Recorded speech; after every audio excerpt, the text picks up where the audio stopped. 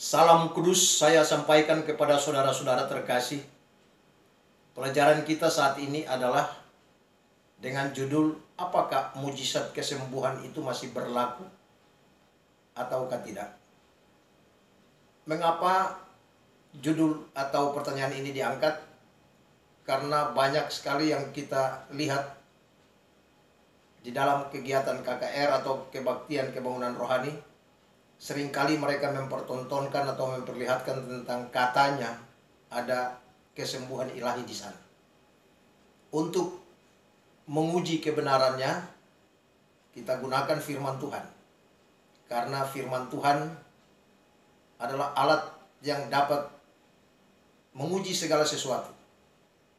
1 Tesalonika pasal 5:21 mengatakan, ujilah segala sesuatu dan peganglah yang baik.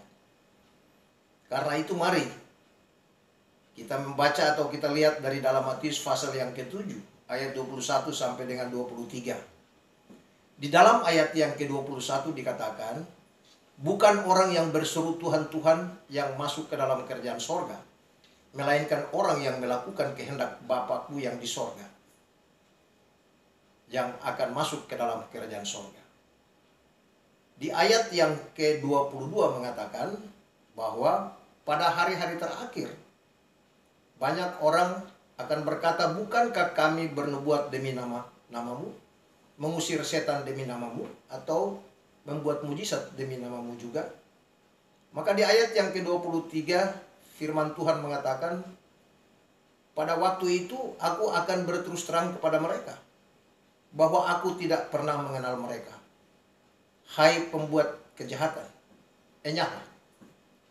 Dengan demikian yang menjadi pertanyaan kita adalah, kalau memang melakukan kehendak Bapa di sorga itu adalah bernubuat, usir setan, buat mujizat, ya tentu Tuhan Yesus mengajak mereka. Tuhan Yesus tidak menolak. Tetapi mengapa mereka berseru Tuhan, Tuhan? Tetapi ketika mereka datang pada Tuhan, Tuhan bilang, aku tidak kenal kamu. Karena kamu itu pembuat kejahatan.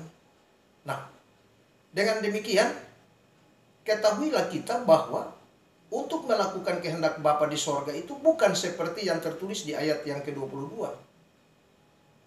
Lalu yang menjadi pertanyaan kita adalah, yang dimaksud dengan melakukan kehendak Bapa di sorga itu yang seperti apa? Di dalam Yohanes pasal yang ke-6 ayat 28-29 adalah jawaban atas pertanyaan yang ada di dalam Matius pasal 7 ayat 21. Bahwa aku berkata kepadamu, pekerjaan yang dikehendaki Allah ialah apa? Yaitu percaya kepada Yesus. Jadi pekerjaan yang Allah kehendaki itu ialah percaya kepada Yesus. Nah, kalau demikian, berarti mereka yang berbuat mujizat, usir setan, bernubuat dalam nama Yesus, berarti mereka itu tidak percaya pada Yesus. Ya, itulah firman Allah mengatakan demikian.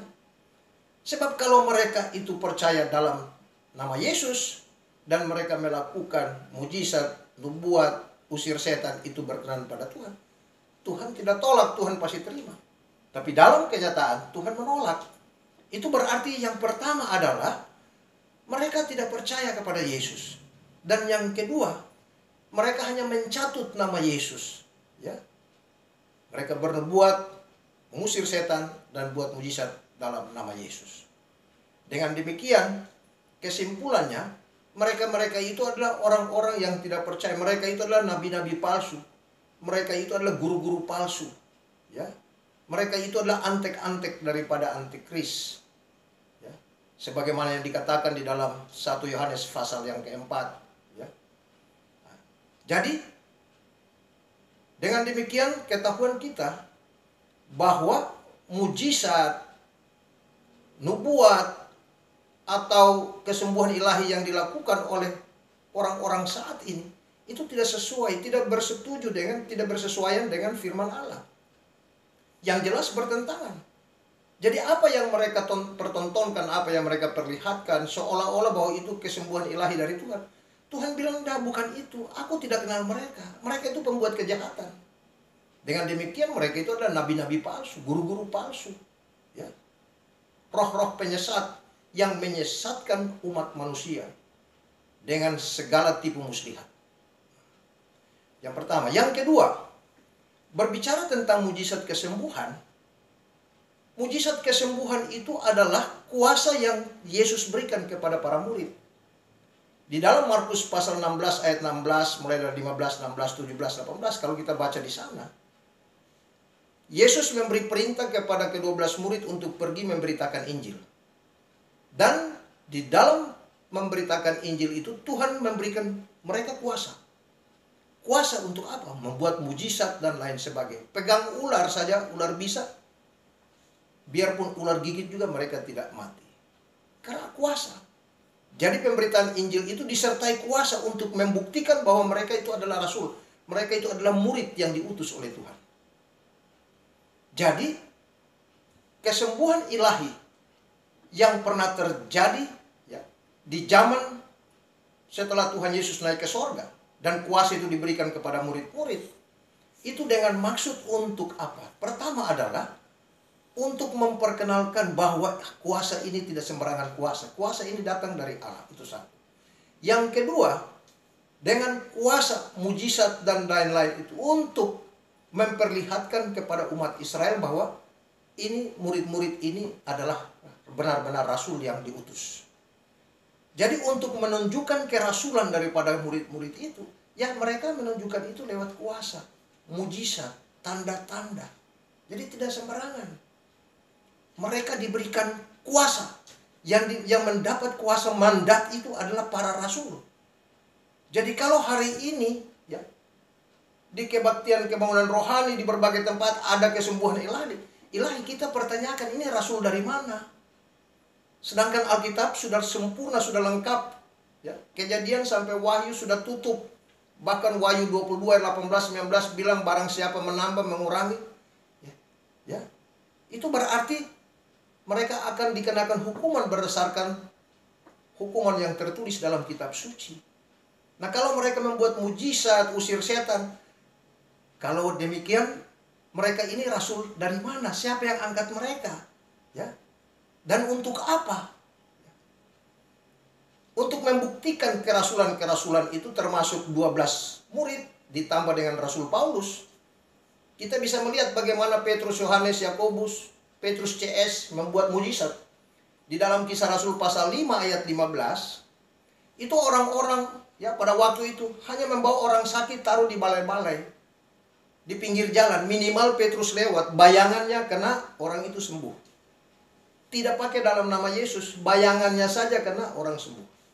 Yang kedua di dalam Kisah Rasul pasal 19 ayat 11 dan 12, ada orang sakit. Karena kuasa itu masih masih ada pada Paulus. Paulus hanya cuma kirim. Dia ambil sapu tangan ya. Dia kirim sapu tangan, kirim kepada orang sakit. Sapu tangan taruh di badan orang sakit dan orang itu sembuh. Tidak pakai dalam nama Yesus. Nah, jadi kalau hari ini ada yang melakukan mujizat kesembuhan mengatasnamakan Yesus, saya bertanya, Yesus yang mana yang memberi perintah itu? Lalu kepada siapa ya kuasa itu diberikan? Karena kuasa itu hanya diberikan kepada rasul. Rasul kepada bangsa Yahudi itu 12 murid untuk bangsa Yahudi atau bangsa yang bersunat. Galatia pasal 2 ayat 7 sampai 9. Sedangkan kepada bangsa lain itu hanya satu rasul, yaitu Rasul Paulus. Dan semua diberikan kuasa. Tapi karunia ataupun katakan mujizat yang supernatural itu sudah dicabut, sudah dikembalikan, sudah diangkat, sudah tidak ada lagi. Pada waktu Paulus masih diberikan kuasa buat tanda-tanda mujizat-mujizat, itu mujizat supernatural atau mujizat kesembuhan itu masih berlaku. Tapi satu ketika Rasul Paulus sakit, karena kuasa itu sudah dicabut, maka pada waktu dia sakit, dia hanya berdoa kepada Tuhan untuk kesembuhan dia. Itu tertulis di dalam 2 Korintus pasal 12 ayat 7 sampai dengan ayat yang ke-10. Nah, jadi kalau hari ini orang mengatakan bahwa ada kesembuhan ilahi, siapa yang berada di balik itu, yang memberikan kuasa? Jawabnya dari Alkitab. 2 Korintus pasal 11 ayat 13 dan 14 mengatakan bahwa itu adalah rasul-rasul palsu. Tidak usah heran karena iblis pun menyamar sebagai malaikat terang. Jadi dengan demikian, mereka-mereka yang melakukan itu tidak lain adalah antek-antek iblis. Mereka itulah rasul-rasul palsu, nabi-nabi palsu, roh-roh penyesat. Karena kenapa? Mujizat kesembuhan sudah tidak berlaku lagi. Yang ada sekarang ini adalah karunia yang bersifat non-mujizat. Sedangkan yang bersifat mujizat itu sudah dicabut, sudah tidak diangkat. Terakhir pada zaman Rasul Paulus.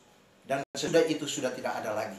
Jadi kalau ada sekarang, kita harus tahu siapa di balik kesemuanya itu. Dia tidak lain, yaitu roh-roh penyesat, nabi-nabi palsu, rasul-rasul palsu. Demikian penjelasan ini kiranya menjadi berkat bagi kita sekalian. Tuhan Yesus memberkati.